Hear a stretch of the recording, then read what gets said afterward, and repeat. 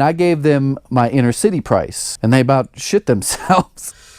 Well, it's Miller time for me, but you guys are probably enjoying your morning coffee. It is, it's about 11 o'clock Saturday night. Right there. Oh,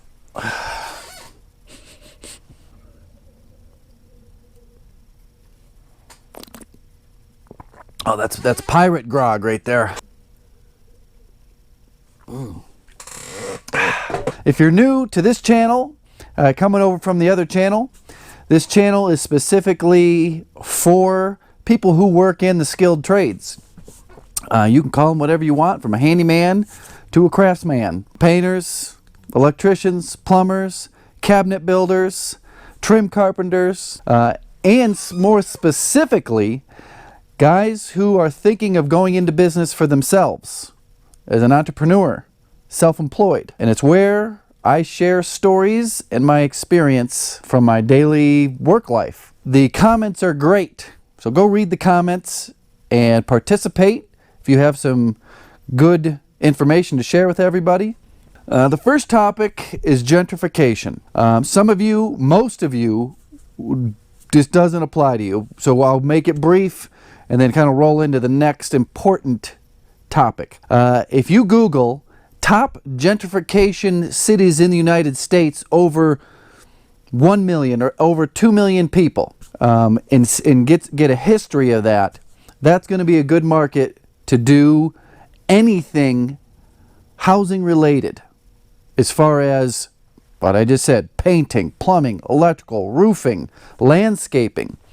Gentrification is where the young citizens, the young educated citizens of this country that have a good job.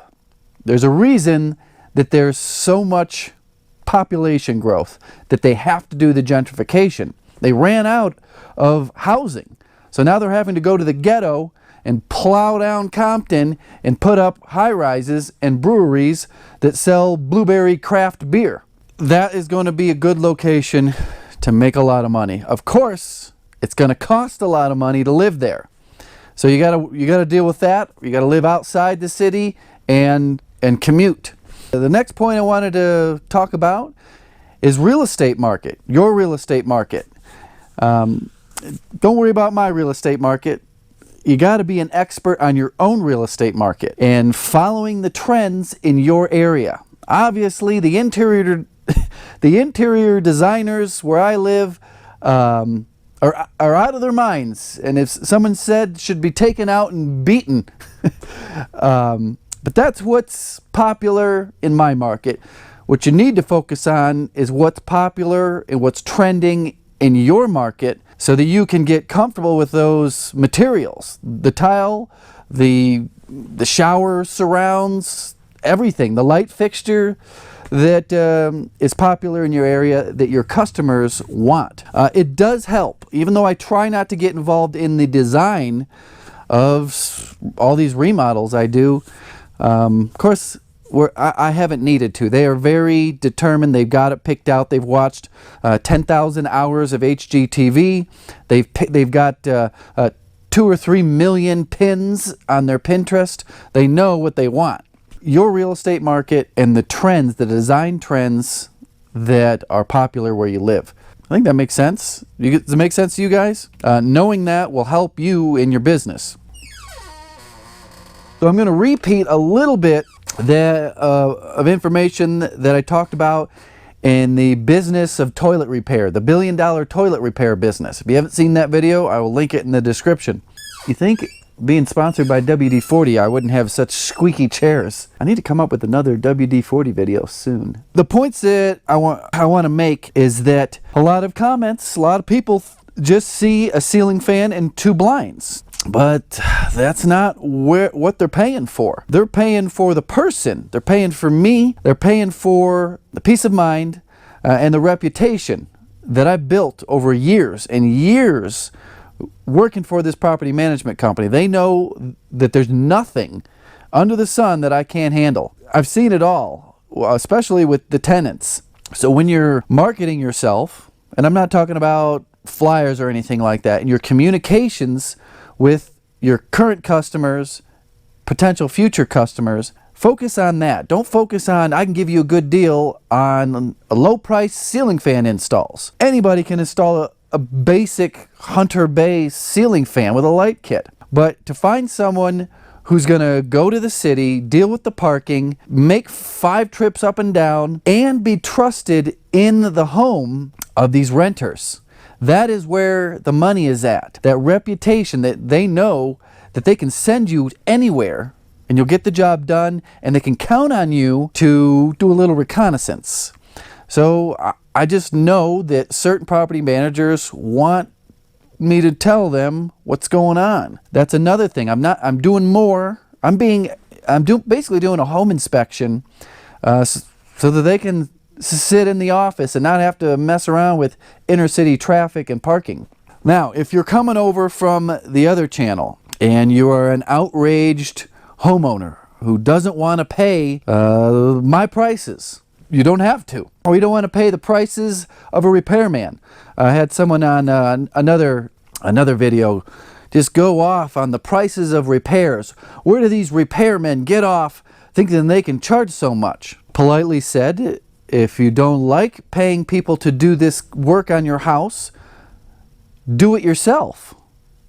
If you can't do it, you got to pay for it, or else it'll just fail and degrade, and you have to live with a broken whatever. They didn't like that. It's all on supply and demand. If there wasn't a demand for my work, then I wouldn't be able to charge it. It's a balancing act. I think it's a law of economics, the supply and demand thing. As the demand goes up, the price goes up. Demand goes down, price goes down. It's the same thing that happens in the real estate market. When there is a shortage of homes on the market, the price goes up. If there's a shortage of skilled labor, the price goes up. It's basic, simple math. Now, some of the areas that I focus my work on are older homes, younger families. Oh no, he's taking advantage of families. No, I'm talking about families that they both have a husband and a wife that each make 6 figures. They got the money, and if they want to get work done, they got to pay for it.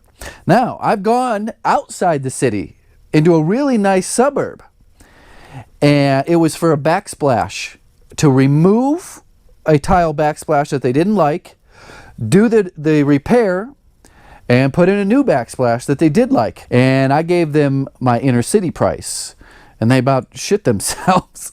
And I didn't get the job. So most of my customers don't bat an eye at my pricing. They don't even flinch at it. You get into an area where that supply and demand isn't there, or that value isn't there, the high prices don't work. I know it's kind of like I'm beating a dead horse with these same basic principles, but we have new people joining every day. I had 370 new subscribers just today. 5,000 a month, over 5,000 a month on the other channel. Hoping to bring some of them over here. And you got to repeat yourself sometimes, just so that everybody gets caught up. Topics for discussion in the comment section is gentrification. It's a hot topic in politics, especially in these cities where lower income people are getting chased out of town. They got to leave the state. They can't even afford to live anywhere in this state now. So what politicians are doing in order to get votes is they're trying to come up with plans to create low-income housing. So I create low-income housing, you vote for me type thing. Even though the low-income housing doesn't pay the taxes to fund all this stuff. It's high-income earners and the property owners that pay for everything. Okay, there's one topic, gentrification. What was the other one? Oh, knowing your own local market is really going to let you know what your potential is, what your earning potential is. And also the design ideas. We can discuss that back and forth in the comments. I kind of forgot. I already forgot what the heck if I had a third point. Talked about the supply and demand, in different areas, way out in the burbs, people move there because they got different values. And a lot of times they are a little more savvy to home improvement projects. They can handle some things themselves, but maybe they don't want to and they're thinking about hiring someone. So they don't put a high value on a repair, as opposed to an inner city person, a wealthier inner city person who doesn't know, can barely get, they can't figure out anything on their own, and they have an extreme value on your repair or renovation service. All right, hopefully you enjoyed the video that I put on the main channel. I like the feedback that I got on the video previous to this. Everything will be linked in the description if you're confused and you want to get caught up. It didn't stick. I used to throw knives at a tree